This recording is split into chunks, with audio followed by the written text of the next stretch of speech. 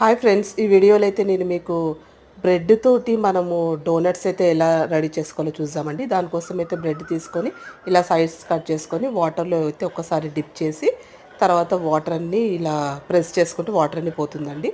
చూడండి, ఈ విధంగా చేసిన తర్వాత దాన్ని మధ్యలో హోల్ ఇలా తీసుకొని బ్రెడ్ని మంచి షేప్లా రౌండ్ షేప్ లాగా వేసుకొని అన్నీ అరేంజ్ చేసి పెట్టుకోవాలి.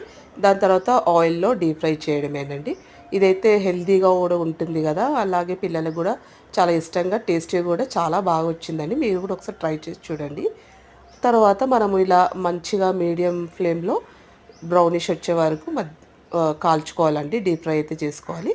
దాని తర్వాత మనమైతే అన్నీ ఒక చాక్లెట్, డైరీ మిల్క్ చాక్లెట్ తీసుకోవాలండి.